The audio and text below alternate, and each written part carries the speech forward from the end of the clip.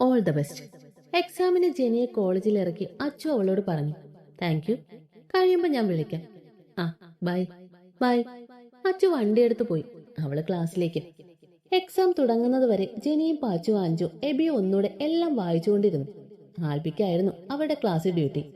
വലിയ ബുദ്ധിമുട്ടില്ലാത്ത എക്സാം ആയിരുന്നതുകൊണ്ട് അവരുടെ പ്രതീക്ഷ പോലെ തന്നെ അവർക്ക് എഴുതാൻ പറ്റി. എങ്ങനെ ഉണ്ടായിരുന്നു എക്സാം? എക്സാം കഴിഞ്ഞിറങ്ങിയപ്പോൾ ആൽബി അവരോട് ചോദിച്ചു. കുഴപ്പമില്ലായിരുന്നു ചേട്ടായി, ജെനി പുഞ്ചിരിയോടെ പറഞ്ഞു. ആ.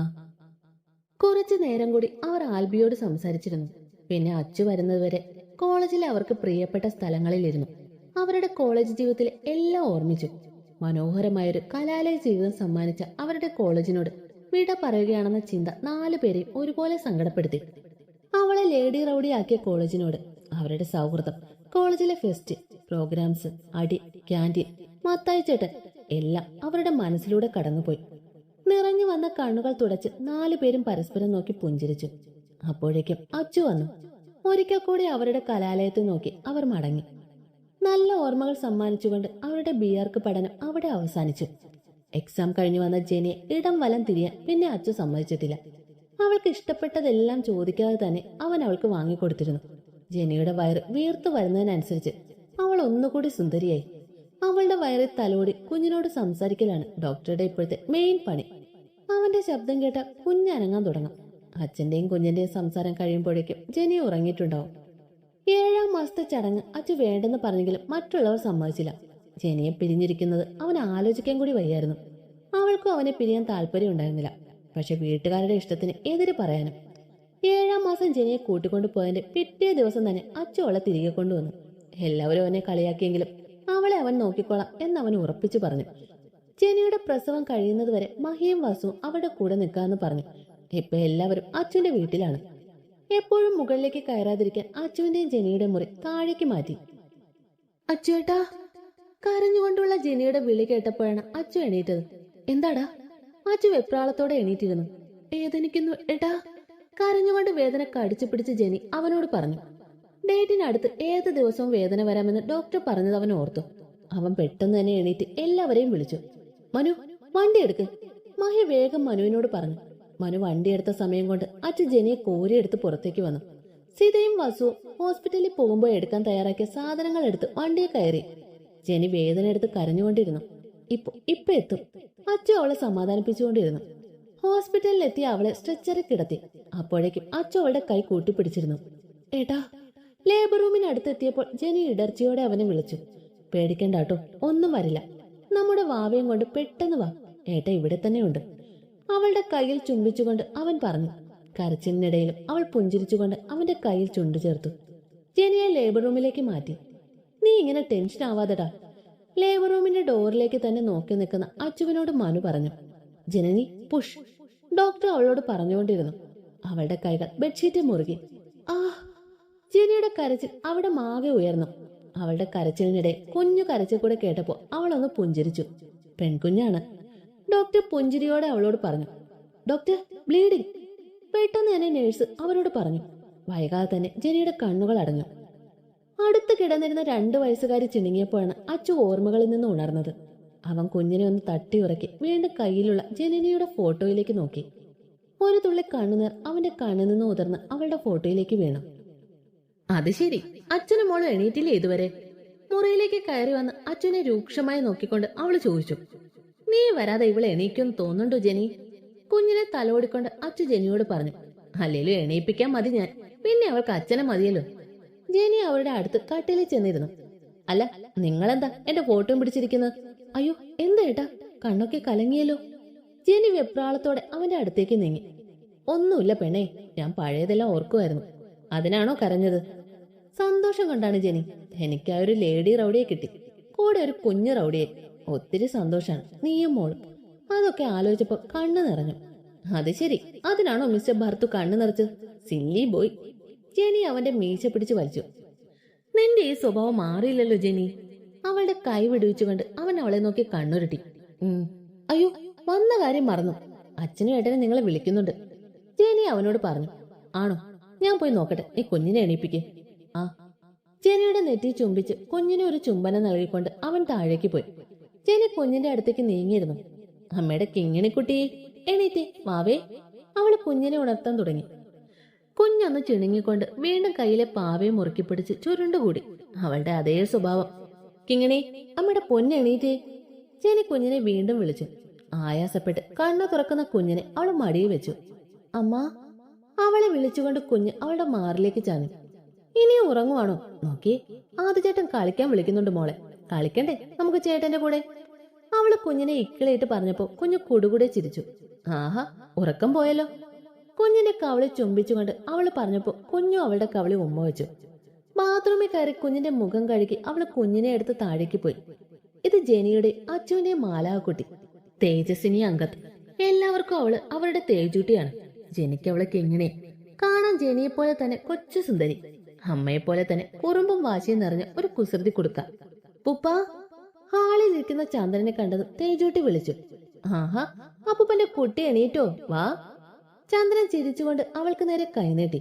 തേജു ജെനിയുടെ കയ്യിൽ നിന്ന് ഊർന്നിറങ്ങി ചന്ദ്രന്റെ അടുത്തേക്ക് പിച്ച വെച്ചു. ജെനി അവരെ ഒന്ന് നോക്കി കുഞ്ഞിനെ കഴിക്കാൻ എടുക്കാൻ വേണ്ടി അടുക്കളയിലേക്ക് പോയി. അപ്പൂപ്പനും കൊച്ചുമോള് എന്തൊക്കെയോ സംസാരിച്ചിരുന്നു. കിങ്ങിണി വാ കഴിക്കാം. ജെനി അവളെ വന്ന് വിളിച്ചു. എനിക്ക് വേണ്ട, തേജു അവളോട് പറഞ്ഞു. കണ്ടു, കഴിക്കാൻ വിളിച്ച പെണ്ണ് പുറകോട്ടാണ്. നീ അങ്ങനെ തന്നെ ആയിരുന്നല്ലോ. മഹിയുടെ ശബ്ദം കേട്ടപ്പോ ജെനി വാതിക്കലേക്ക് നോക്കി. ചിരിച്ചുകൊണ്ട് മഹിയും വസു നിൽക്കുന്നുണ്ടായിരുന്നു. ആഹാ, നിങ്ങളോ? വാ. ചന്ദ്ര അവരെ അകത്തേക്ക് ക്ഷണിച്ചു. അമ്മമ്മയുടെ കുറുമ്പി ഉണ്ടായിരുന്നോ ഇവിടെ? വസു തേജുവിനെ എടുത്ത് കവളി ചുംബിച്ചുകൊണ്ട് ചോദിച്ചു. അവളൊന്ന് കുണുങ്ങി ചിരിച്ചു. അപ്പോഴേക്കും മനുവും ജാനിയും ആദൂട്ടനും അച്ചുവും സീതയും എല്ലാം വന്നു. അച്ഛേ. അച്ചുവിനെ കണ്ടതും തേജു അവന്റെ കയ്യിലേക്ക് ചാടി. നീ എന്താടി കുരങ്ങാണോ ചാടിക്കളിക്കാൻ? കുഞ്ഞിനെ ഇക്കിളിയിട്ട് മനു ചോദിച്ചു. അവൻ ചോദിച്ചത് മനസ്സിലായിട്ടോ ഇല്ലയോ തേജു അവന്റെ കവളിക്കടിച്ചു. മനു ഇപ്പോഴും ഒരു നേർച്ചക്കോഴിയാണ്, വെറുതെ ചോദിച്ചു വാങ്ങി. മനു എല്ലാവരെയും നോക്കി നന്നായെന്ന് വിളിച്ചു. തേജു വാവെ കളിക്കാം, ചെറിയ ചവളെ ഇറക്ക്. ആദ്യം അച്ചുവിന്റെ കൈ പിടിച്ച് വലിച്ചു. ചേട്ടന്റെ കൂടെ കളിച്ചിട്ട് വാ. തേജുവിനെ താഴെ ഇറക്കി അച്ചു പറഞ്ഞു. ആദ്യം തേജുവിനെയും കൂട്ടി പുറത്തേക്ക് ഇറങ്ങി. വീട്ടുകാരെല്ലാം അവരുടെ സംസാരത്തിലേക്ക് തിരിഞ്ഞു. ഈ 2 വർഷങ്ങൾ കൊണ്ട് ഒരുപാട് മാറ്റങ്ങൾ സംഭവിച്ചു. ജെനി പ്രസവിച്ചു കിടക്കുന്ന സമയത്തായിരുന്നു അഞ്ജുവിന്റെ ആൽബിയുടെയും മിന്നുകെട്ട്. അതുകൊണ്ട് ജെനിക്ക് കല്യാണത്തിൽ പങ്കെടുക്കാൻ പറ്റിയില്ല. അതിന്റെ ഒരു കുഞ്ഞു വിഷമം ഉണ്ടായിരുന്നെങ്കിലും ആൽബിയെ അഞ്ജു അവൾക്ക് ട്രീറ്റ് കൊടുത്തപ്പോൾ അതങ്ങ് മാറി. അഞ്ജു ഇപ്പൊ പ്രഗ്നന്റ് ആണ്, 7 മാസമായി. കല്യാണം കഴിഞ്ഞപ്പോൾ ആൽബി കോളേജിൽ നിന്ന് റിസൈൻ ചെയ്ത് പഴയ പോലെ കമ്പനിയിൽ പോയി തുടങ്ങി. അഞ്ജുവിനെ അവൻ അവിടെ കയറ്റി. ജോലിയുടെ തിരക്ക് കുറച്ചു കാലം കൂടെ പ്രണയിച്ച് നടക്കണം എന്ന് രണ്ടുപേരും ആദ്യമേ തീരുമാനിച്ചതുകൊണ്ടാണ് കുട്ടിയുടെ കാര്യം ലേറ്റ് ആയത്. അഞ്ജു ഇപ്പോ അവളുടെ വീട്ടിലാണ്. പ്രസവത്തിന് കൂട്ടിക്കൊണ്ടുവന്നു. എന്നും ആൽബി അവളെ കാണാൻ ചെല്ലും. അവരുടെ ജീവിതം സുഖം, സന്തോഷം. പിന്നെ പാച്ചുവിന്റെ ദിവ്യയുടെയും പ്രണയം കയ്യോടെ പൊക്കി. ദിവ്യയുടെ ക്ലാസ് കെട്ടിയത് രണ്ടും കൂടി കറങ്ങാൻ പോയതാണ്. കറക്റ്റായി ജയന്റെ മുന്നിൽ ചെന്ന് പെട്ടു. പിന്നെ എല്ലാം പെട്ടെന്നായിരുന്നു. എൻഗേജ്മെന്റ് കഴിഞ്ഞു. പാച്ചു ഇപ്പൊ നല്ലൊരു കമ്പനി ആർക്കിടെക്റ്റായി ജോലിക്ക് പോകുന്നു. 3-4 മാസം കഴിഞ്ഞാൽ കല്യാണം ഉണ്ടാവും. കിയാരെ ആൽബി ഒഫീഷ്യലായി അവന്റെ പെങ്ങളായി ഏറ്റെടുത്തു. കിയാര ഇപ്പോ ആൽബിയുടെ വീട്ടിലാണ്. സ്നേഹം കൊണ്ട് മൂടാൻ ഒരു മമ്മിയും ഒരേ സമയം അച്ഛന്റെയും സഹോദരന്റെയും സ്നേഹവും വാത്സല്യവും നൽകാൻ ആൽബിയും ചേച്ചിയുടെ സ്ഥാനത്ത് അഞ്ജുവും നിൽക്കുമ്പോൾ അവൾ ഒരുപാട് സന്തോഷത്തിലാണ്. അതിലേറെ അവളുടെ എബിച്ചായ. അവന് വേണ്ടി ജീവൻ വരെ കൊടുക്കാൻ അവൾ തയ്യാറാണ്. അവളുടെ പ്രണയം അവളുടെ ഇച്ഛായനോട് ആത്മാവിൽ തൊട്ടിട്ടുള്ളതാണ്. എബി തന്നെ അവന്റെ വീട്ടിൽ കിയാരയുടെ കാര്യം അവതരിപ്പിച്ചു. എബിയുടെ ചില ബന്ധുക്കൾ എതിർത്തെങ്കിലും അവന്റെ വീട്ടുകാർക്ക് പൂർണ്ണ സമ്മതമായിരുന്നു. ആൽബിയെ പോലെ തന്നെ ആൽബിയുടെ പെങ്ങൾ അവർക്ക് പ്രിയപ്പെട്ടതായിരുന്നു. അടുത്ത ആഴ്ച അവരുടെ മനസ്സമ്മതമാണ്. ദീപവും വിധുവും കല്യാണം കഴിഞ്ഞ് സന്തോഷത്തോടെ ജീവിക്കുന്നു. അവർക്കൊരു മോനുണ്ട്, അദ്വൈത്. ദീപുവിന്റെയും വിധുവിന്റെയും ലോകം തന്നെ അവനാണ്. കൃതി കല്യാണം കഴിഞ്ഞ ഭർത്താവിന്റെ കൂടെ ചെന്നൈയിലാണ്. തുറന്നു പറയാത്തൊരിഷ്ടം ആദിത്യന്റെ മനസ്സിലുണ്ടായിരുന്നെന്ന് കൃതി അറിഞ്ഞു. ആദ്യ രാത്രി തന്നെ രണ്ടുപേരും തുറന്നു പറഞ്ഞു. ഇപ്പൊ മത്സരിച്ച് സ്നേഹിക്കുന്നു. അവരുടെ പ്രണയം ഇരട്ടക്കുഞ്ഞുങ്ങളുടെ രൂപത്തിൽ കൃതി ഉദരത്തിൽ പിറന്നു. അവൾക്കിത് 6-ാം മാസം തുടങ്ങുന്നു. ചെന്നൈ തന്നെയാണ്. പ്രസവത്തോടടുക്കുമ്പോൾ നാട്ടിലേക്ക് വരാം എന്ന തീരുമാനത്തിലാണ് രണ്ടുപേര്. പിന്നെ ദ ഗ്രേറ്റ് വൈശാഖും മേഘ. ജയിലിൽ നിന്ന് ഇറങ്ങിയ വൈശാഖിനെ മേഘയുടെ കൂടെ നാട്ടുകാർ അങ്ങ് പൊക്കി. രണ്ടിനെയും പിടിച്ച പിടിയാലെ കെട്ടിച്ചു. രാത്രി മുറിയിലെ ബാൽക്കണിയിൽ നിൽക്കുവാണ് അച്ചു. തേജു ഉറങ്ങിയപ്പോൾ ജെനി അവളെ ബേബി ബെഡിൽ കിടത്തി AC അഡ്ജസ്റ്റ് ചെയ്ത് അച്ചുവിന്റെ അടുത്തേക്ക് ബാൽക്കണിയിലേക്ക് പോയി. പുറം തിരിഞ്ഞു നിൽക്കുന്ന അച്ചുവിനെ അവൾ പുറകിൽ നിന്നും കെട്ടിപ്പിടിച്ചു. ഒന്ന് ഉയർന്നു പൊങ്ങി അവന്റെ പിൻകഴുത്തിൽ ചുംബിച്ചു. അവളുടെ സാമീപ്യം അറിഞ്ഞ അച്ചു കണ്ണടച്ചു നിന്നു. അവളുടെ അധരങ്ങളുടെ തണുപ്പ് അവന്റെ ശരീരം മാസകലം പടർന്നു. അവൻ അവളെ അവന്റെ മുന്നിലേക്ക് പിടിച്ചു നിർത്തി. ഒന്നും മിണ്ടാതെ രണ്ടുപേരും മുഖത്തോട് മുഖം നോക്കി നിന്നു. അവളുടെ വെള്ളാരം കണ്ണുകളിലെ തിളക്കം പതിവിലേറെ കൂടിയതുപോലെ അവന് തോന്നി. അവളുടെ മുഖം കൈക്കുമ്പിളിലെടുത്ത് അവൻ അവളുടെ വെള്ളാരം കണ്ണുകളിൽ ചുണ്ടു ചേർത്തു. ജെനി അവന്റെ കയ്യിൽ മുറുകെ പിടിച്ചു. അവളുടെ കണ്ണുകളിൽ നിന്നും നാസികയിലൂടെ ഊർന്നിറങ്ങിയ അവന്റെ ആദരങ്ങൾ അവളുടെ മൂക്കുത്തിയിൽ ചുംബിച്ചുകൊണ്ട് അവളുടെ ആദരങ്ങളിലൂടെ അവനെ പിടിച്ചുലയ്ക്കുന്ന അവളുടെ താടിച്ചുഴിയിൽ എത്തി നിന്നു. അവളുടെ താടിച്ചുഴിയെ കടിച്ചെടുത്ത് അവന്റേത് മാത്രമാക്കി അവൻ നുണഞ്ഞുകൊണ്ടിരുന്നു. അവളുടെ കണ്ണുകൾ കൂമ്പി അടഞ്ഞു. അവനിലുള്ള അവളുടെ പിടിമുറുകി.